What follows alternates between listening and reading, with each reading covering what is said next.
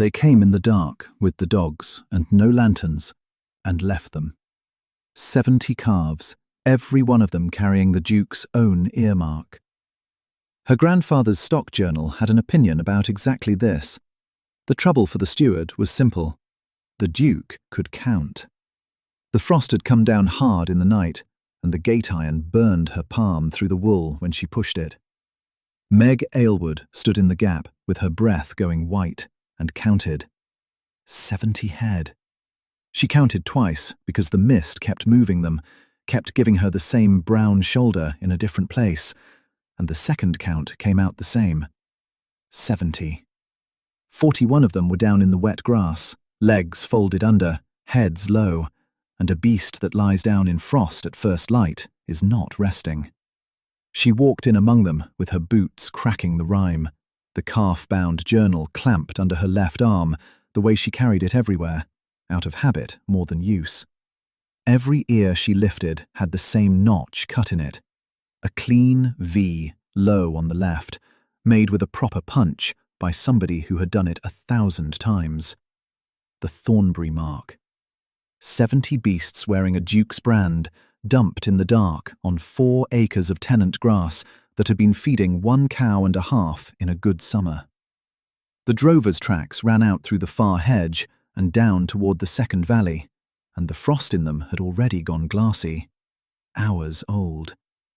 They'd come with dogs and no lanterns, and they'd been quick about it, which told her they hadn't wanted to be seen doing it, which told her they knew exactly what they were doing. Here's the arithmetic she was standing in. 4 acres, 1 byre, stone, 30 feet by 20, with a hole in the north roof she'd been meaning to thatch since October. 12 shillings in a tin on the shelf, and 70 sick cattle belonging to a man who had never once in his life spoken her name. Her grandfather had been 3 months dead. Thomas Aylward, 40 years on that plot, and the tenancy had come down into her name because there was nobody else left to put it in. 19 years old, 5'6" of her, forearms like a girl who'd been carrying pails since she could walk. The parish had made its opinion known without ever quite saying it out loud. She'd be gone by Lady Day. She'd sell the tools, take a place in service somewhere, and the 4 acres would go to a family with a man in it. That was the shape of it. Everyone had agreed on the shape. Nobody had asked her. Joan Brewer came over the stile a little after 8 with the dented milk pail on her arm, took one long look across the field, and set the pail down in the grass. She stood the way she always stood, hip braced, arms folded across the brown stuff gown, the white linen cap pushed back off her freckled forehead. "Meg," she said, "the kindest thing you can do for these is a knacker and a shovel." She wasn't being cruel. That's the thing to understand about Joan Brewer. She'd buried 2 husbands and a cowherd of her own, and she was telling the truth as she knew it, which is a different animal from contempt entirely. She picked her pail back up, said the frost would hold till Thursday, and went home to her milking. Meg stayed in the field until noon. She'd never been taught the reading of stock, not properly, not in words, but she'd stood at her grandfather's elbow enough to know that you go by hand and not by eye. So she went down the line and put her hands on them. A healthy beast's coat lies flat and gives under the palm like a warm floor. These didn't. These stared, the hair standing off the hide in dull spikes, no shine to it, the whole coat gone dry as dead grass. She pressed a thumb into the skin of a heifer's neck, and the tented fold stayed up, sat there a full second before it sank back. That's water gone out of a body. That's a beast drying from the inside. The scour was everywhere, green-black, thin, running down the hocks of half the herd, and the smell of it hung low in the cold without moving. She learned by evening to tell the ones that would come through from the ones that wouldn't by the eye. Not the colour, but the wet of it. A dull eye, a sunk eye, the lids gone slack. 2 of them she couldn't get up, no matter how she wedged her shoulder under the brisket. And there was a calf near the wall, a red one that would not rise. She'd got it half-standing 3 times, and 3 times the back legs went out from under it like wet rope. She went in at dusk with her hands raw, and she went to the chest under her grandfather's bed because she had run out of everything else. 9 volumes. Calf-bound, the same as the one she carried, tied with leather cords gone black with handling, and every page of every one of them filled edge to edge in a small, cramped hand.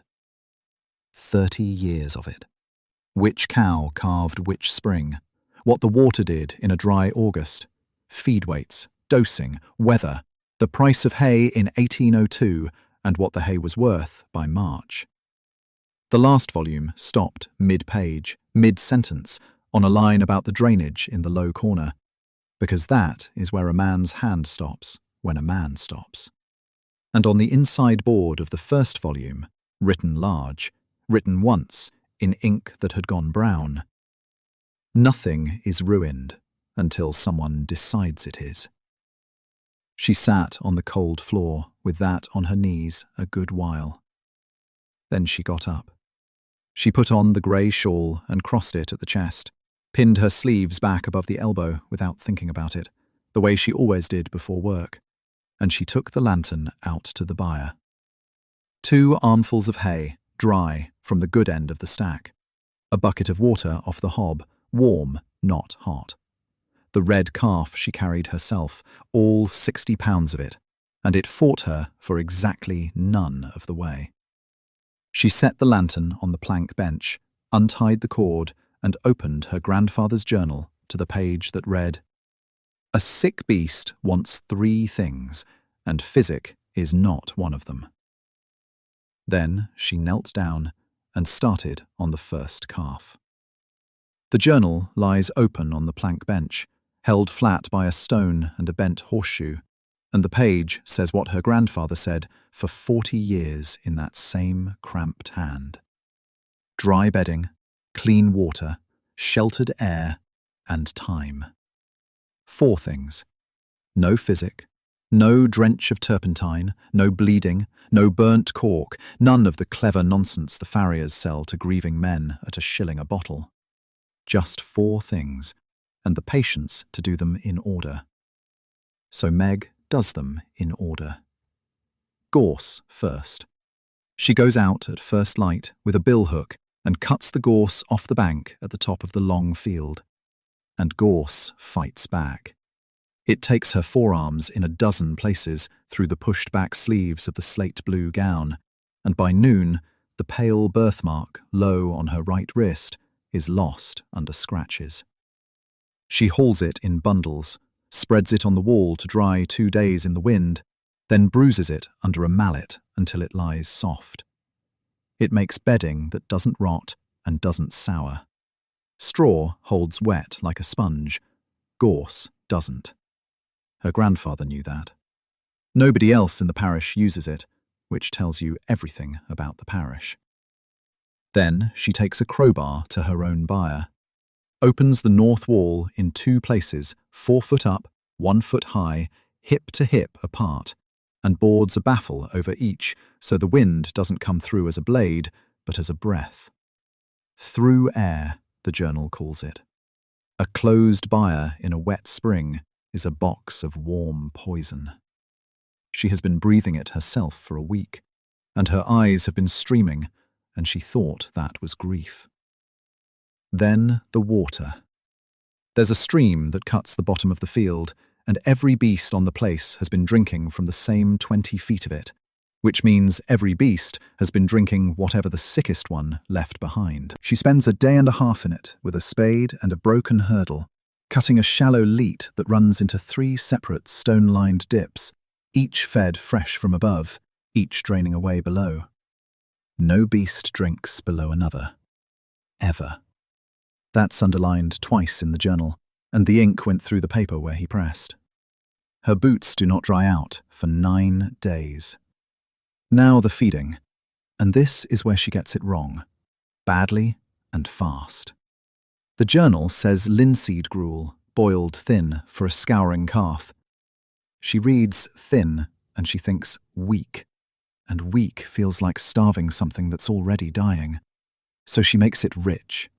A full pound of seed to the gallon, glossy as varnish, the sort of thing you'd be proud to hand a man. She gives it warm to 4 of them on the Tuesday evening. By Wednesday morning, all 4 are worse. Much worse. The scour running clear and pale, flanks gone hollow overnight, and one of them won't lift his head off the gorse. She stands in the doorway with the pail in her hand, and she doesn't cry, and she doesn't throw it. She sits down on the plank bench with the calf-bound journal on her knees and reads the page again, and finds the sentence she skimmed. A gut that cannot hold water will not hold fat. She'd fed them the one thing their bellies couldn't work. So she thins it by half, and by half again the next day for the 2 worst, and stirs in a spoon of salt and a spoon of honey to every gallon, because he wrote that a beast that has emptied itself needs the taste of the world put back.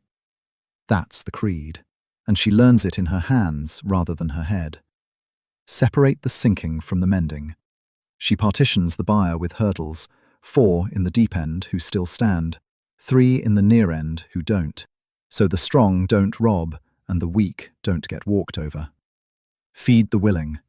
If a calf will suck a finger, it will suck a rag, and if it will suck a rag, it lives. If it won't, forcing gruel down its throat only drowns it. Warm the wet. She keeps sacking in a heap by the stove in the cottage and swaps it out 4 times a night, because a wet calf loses heat faster than a starving one loses flesh. Never crowd. Never, ever crowd. The village has opinions. At the smithy, they're laying odds on her by the end of the first week. 2 shillings says she buries 7. Half a crown says 9. Someone offers a whole crown that the girl's off the ground by Michaelmas and the plot's back in the estate's hands, which is the only bet in the room that anyone actually means. And the curate's wife comes up the lane in good gloves, stands well back from the gate as if the mud were catching, and offers, kindly, in that voice people use when they're enjoying themselves, a place in service at a decent house in Salisbury. Nursery maid, £8 a year, and her keep. You are 19 and alone and, forgive me, entirely ignorant, the woman says, smiling. It is not a shame to be nothing, my dear. It is only a shame to pretend otherwise. Meg thanks her for coming and goes back to the gorse. That same afternoon, Silas Pring rides past the gate. Doesn't slow, doesn't turn his head more than the inch it takes to price a place. The sunk byre roof, the girl in the pinned sleeves with muck to her elbows, the pail. The red-ruled ledger sits clamped against his ribs and stays shut. He writes nothing, because in his arithmetic, nothing is happening here worth ink. A holding that will be vacant by autumn doesn't need an entry. It needs waiting. That is a man who has decided how a story ends and has stopped reading. 9 calves die in 11 days. She buries them herself in the sour corner of the field where nothing has grown since her grandfather's time. Deep, lime on each one, and she does the 9th at dusk in rain, with her hair coming loose at the temple and her cheeks gone raw red with the cold. 31 left. 9 gone. The arithmetic is simple, and it is not on her side. She stands over the 9th with her thumbnail pressed white against the journal's edge. Then she turns the page. The 10th morning came in grey and wet, and the calf she had written off, the runt with the sunken flank she'd already picked a spot for in the sour corner, was standing on all 4 legs in the doorway of the byre, dripping, blinking, alive. Meg stopped dead in the yard, with the journal under her left arm, and let herself have exactly 3 seconds of it. Then she went to work. Here's what turned it. Not luck, not prayer. A line in her grandfather's hand, 4 pages deep in a ledger nobody in the county thought worth the paper. Scoured beasts want salt and boiled water before they want feed. The gut has to hold before the gut can take. She'd been giving them milk because they were starving, and the milk had been running straight through them, and every ounce of it had been killing them faster. So she stopped the milk. 2 days of warm water with a fistful of salt and a spoon of treacle stirred through, given 6 times a day, carried in the dented tin pail Joan Brewer had shoved across the wall without comment. Then milk again, watered by half, then by a third, then whole. 61 on their feet by the 12th morning. Coats tightening. That's the tell. That's the one thing no one can fake. The hair lying flat and close instead of standing off the ribs like a dead thing's. The runt took a full feed and kept it. Meg wrote the number down with her thumb pressed white against the page edge, the way she always did, and underlined it once. 61. She was elbow deep in the water trough on the 14th day, sleeves pinned back above the elbow the way she pinned them before she thought about it, forearms in to the bone cold, sorting the sound gorse cuttings from the rotten. Mending from sinking, her grandfather called it, because gorse bruised soft and boiled down was the cheapest winter feed in England, and gorse gone black was poison. Her plait had come loose at the temple. Her cheeks were red with the cold, and a horse stopped on the lane above her. She didn't look up. The Duke of Thornbury sat that horse for a full minute and a half. Grey-blue eyes, one hand on the rein, the other behind his back, the way it went at windows.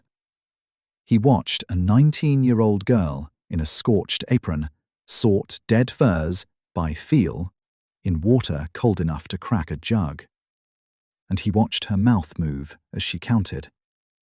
And he watched her set aside a bruised handful with a little nod, like the gorse had passed an examination. He rode on without a word. 3 days later, there was a boundary to check. 2 days after that, a gate that wanted inspecting. A gate that had wanted inspecting since 1806, apparently, and had chosen this particular fortnight to become urgent. Then a query about the stream, whether it's silted at the bend, which is the sort of thing a duke pays a steward 400 a year to know for him. Each time he turned the heavy gold signet ring on his right little finger with his thumb, round and round.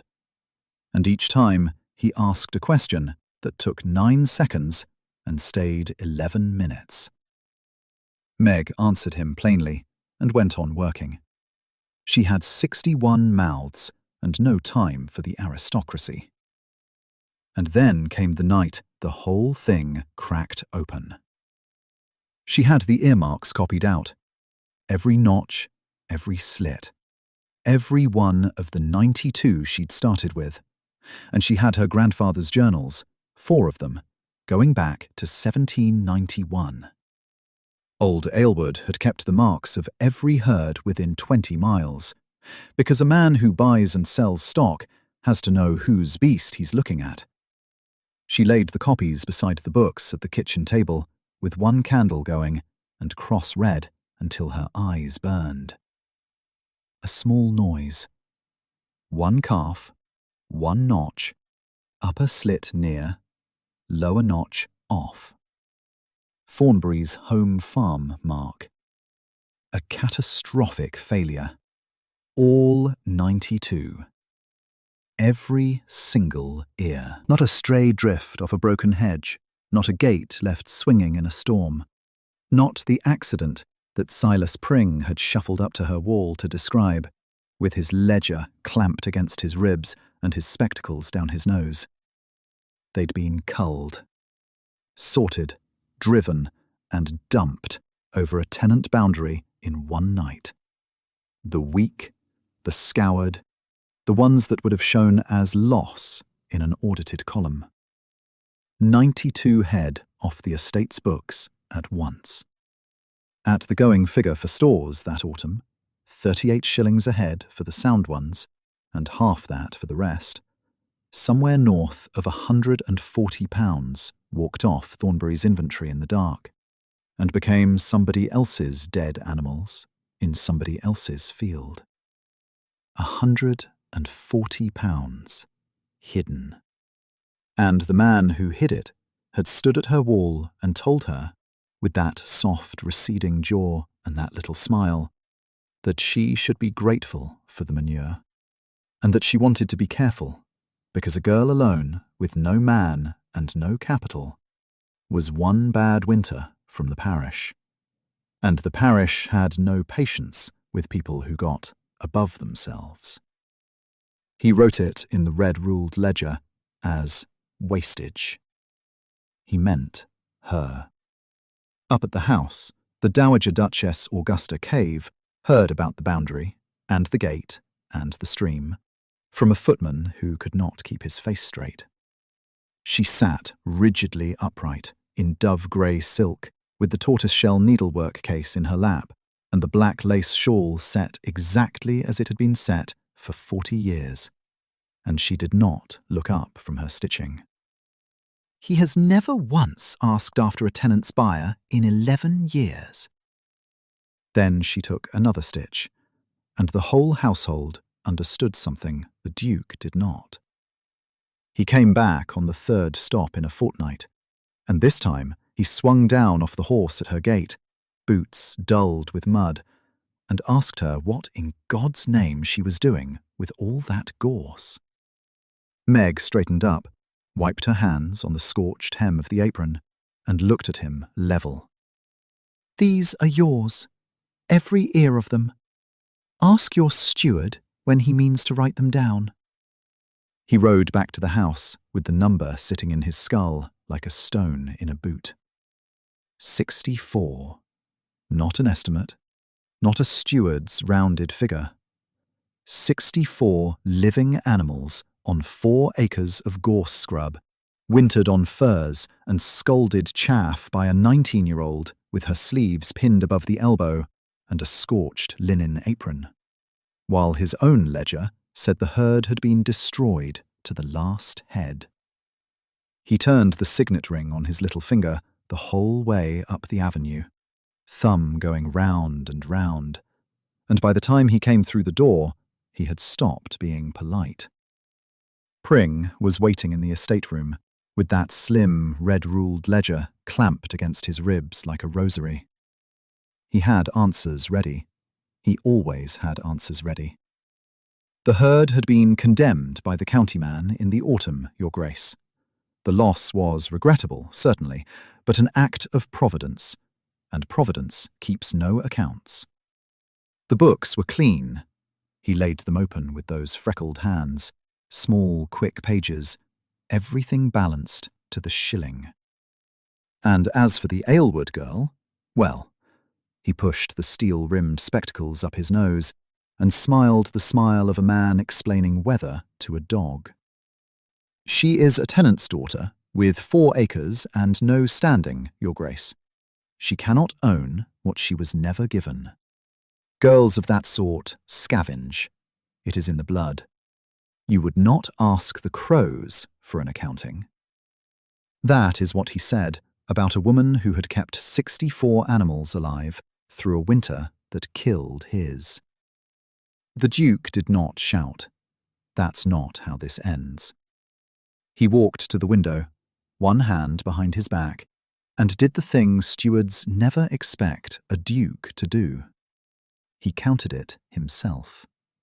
70 destruction marks issued in October. 70 paid for out of the estate purse at 11 shillings the head. 70 carcasses unaccounted for on any knacker's receipt. Because there were no carcasses. 64 of them were standing in a gorse field 2 miles east, breathing. Somebody had been paid twice for animals that never died. And it wasn't the girl with the stained left thumb. Now, the same week, because life doesn't stagger its blows politely, Meg had her worst night. The rain came in off the west and stayed. It got under the shed thatch and into the chaff store and turned the last of the scalded oats to grey paste. She had fodder for 9 days and 64 mouths, and 9 days is not enough to reach grass. Her boots were caked to the ankle. Her plait had come half down at the temple, the way it always did. Strands stuck flat to her wet cheeks red raw with the cold. And she sat at the kitchen table with a tallow stub and read the offer that had come up the lane that afternoon in a clean hand on estate paper. £40. Hand the beasts back quietly. Sign nothing, say nothing, be done. £40 was a roof rethatched, a year of flour, a bought heifer of her own. £40 was the easy path with a ribbon on it, and any sensible girl takes it. She sat with it a long while. Then she pulled the fat, calf-bound stock journal across the table, undid the leather tie, and opened her grandmother's hand instead. That cramped brown ink stopping mid-page in November of a year 30 summers gone. Nothing is ruined until someone decides it is. She read it twice. She put the offer in the fire and watched the wax seal bubble. The last crisis came 4 days later, and it came in the 6 youngest. Hollow flank. That sunk, hungry hollow in front of the hip bone. Coats standing off. Dung gone loose and pale. The gut giving up on hard fibre because they'd been weaned onto furs too young, and their stomachs had never learned to work it. Feeding them more gorse would kill them faster. She knew that much by then. The answer was in the journal, 22 pages back, in an entry about a bad spring and a dead cow. Scald the oats in boiling water, stand them till they swell soft, then wet the whole with warm milk whey from the dairy. Sour whey, not sweet, because the sourness settles the stomach and starts the fibre working again. Small feeds, 4 a day. Warm, always warm, never cold on a cold gut. She walked to Joan Brewer's at first light and bought whey by the dented tin pail. She fed 6 calves by hand, 4 times a day for 11 days, and slept in the shed between feeds with the shawl crossed at her chest. On the 9th morning, the hollows started to fill. Pring's ending had no drama in it at all, which is exactly what he deserved.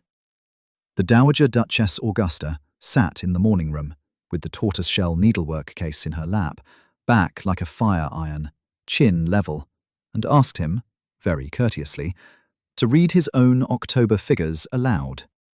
Just the figures. 70 marks, 70 payments, nothing after. He got to the 3rd line and stopped. His mouth worked. The red-ruled ledger shook against that bottle-green waistcoat. "There is nothing in it, madam." "No," she said, and took up her needle. "There never was. He has never once ridden east before that girl put a fence up." He was not sacked in a scene. He simply had nothing left to sell. Spring came green and sudden. On the 14th of April, 64 calves walked out through her gate into the low field, tails up, drunk on new grass, and the noise of them carried half a mile. Henry Cave stood at the rail with his hat in his hand, hat off in a tenant's field, in front of a girl in a faded slate-blue gown with mud to her boot tops, and named a price. A good one. Generous, even.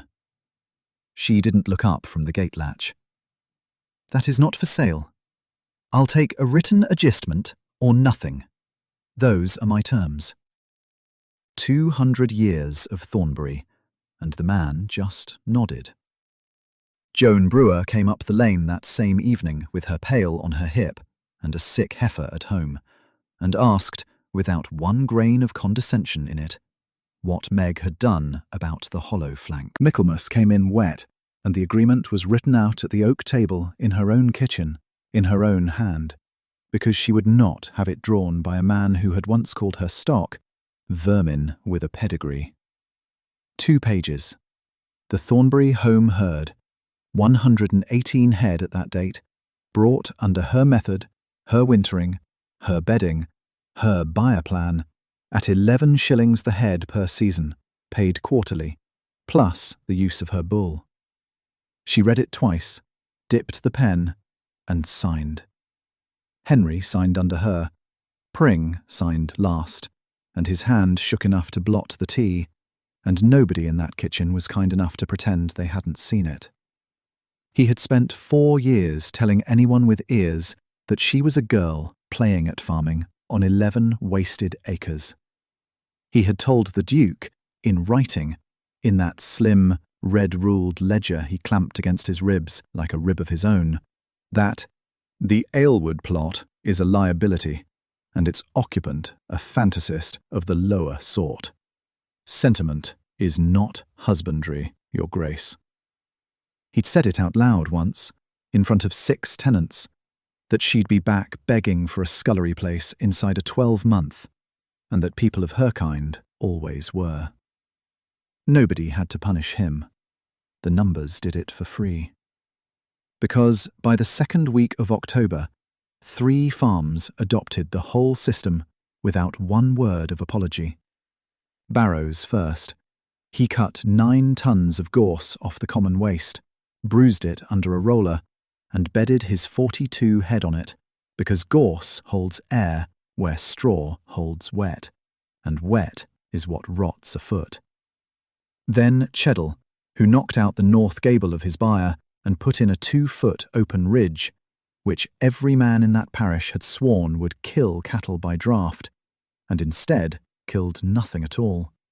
Because still, foul air is what kills, not cold, clean air moving. Then Joan Brewer's brother-in-law, 40 miles being nothing to a rumour. Joan stood in the lane with her dented tin pail braced against her hip, arms folded, watching Cheddle's men carry gorse, and said only, "Took them long enough?" That's how a county apologises. It doesn't say sorry. It buys the bedding. Then the polite face came back, wearing better clothes. A match arranged the way those things always are, over dinner, between mothers, with a settlement of £14,000 and an estate in Wiltshire that bordered Thornbury land for 6 miles. A Miss Halloway, who was pleasant, well-read, and entirely blameless, which is the cruelty of it. Nobody was a villain. There was simply a document and a lawyer, and 40 miles between 2 properties, and everyone agreed it was reasonable. Pring was delighted. Pring saw the boundary line resolved, and the Aylward contract quietly renegotiated within the year, and he told the housekeeper as much, adding that her Grace-to-be will not want that girl's boots in the yard. He was right about the boots, wrong about everything else. November. Frost on the inside of the byre glass. Meg was in there past 11 with a lantern, sleeves rolled and pinned above the elbow as always, apron scorched at the hem, checking a heifer's breathing against the open ridge, her plait pinned up and 2 strands loose at the temple the way they always were, her breath and the beast's breath going up together into the cold. She heard the yard gate. She didn't turn. He stood inside the door with his hat in his hands, that gold signet turning and turning under his thumb, and he said it plainly, the way he only ever spoke to her. "I have refused the settlement. I have no defence for it, except that I would rather stand in this byre than in any drawing-room in England. Marry me, Meg." He gave up £14,000 and 6 miles of boundary to say a sentence in a cold shed that smelled of gorse and cattle. She set the lantern down on the sill. She looked at him a long moment, the cold putting red high in her cheeks. "Then you'd best learn to muck out." They were married in July, in the old church at Thornbury Cross, where the stone holds the cold even in high summer, so that 11 people stood in their good coats and could see their own breath at 9 in the morning. No breakfast for 200, No announcement in the papers beyond 4 lines. The Dowager Duchess sat rigidly straight in dove-grey silk, her tortoiseshell needlework case in her lap, watching her son take the hand of a girl with a thumbprint of a birthmark low on her right wrist and dirt she hadn't quite got out from under one nail. Afterward, in the porch, Augusta looked her son up and down once and delivered her verdict. "You have been standing at windows for 34 years, Henry. It appears you have finally gone outside." Then she went back to her needlework, and that was all she ever said on the subject. Pring drew his last quarter's salary in the spring of the following year and retired to a cottage in Devizes, which is a polite way of saying the ledger no longer balanced in his favour, and everyone knew it. Nobody shouted at him. Nobody needed to. His whole argument had been that she was nothing, and the herd kept growing, and a man's contempt is a poor thing to hold when the thing he despised is feeding the parish. 400 head in time. 9 buyers on the through air plan. The calf-bound stock journal filled and was copied out fair by a second hand, and then a third, because a system that lives in one woman's pocket dies with her, and Meg knew it before she was 25. Which brings us to a morning, years on, first light, hard frost, the same 5-bar gate. Meg leans on the top rail with her grey shawl crossed at the chest. Henry stands beside her, one hand behind his back out of pure habit, greyer at the temples now, turning the signet with his thumb.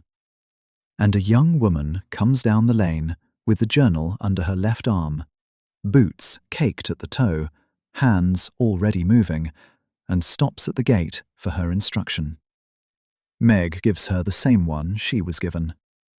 Nothing is ruined until someone decides it is. The girl carries it into the byre. The gate swings shut. Go.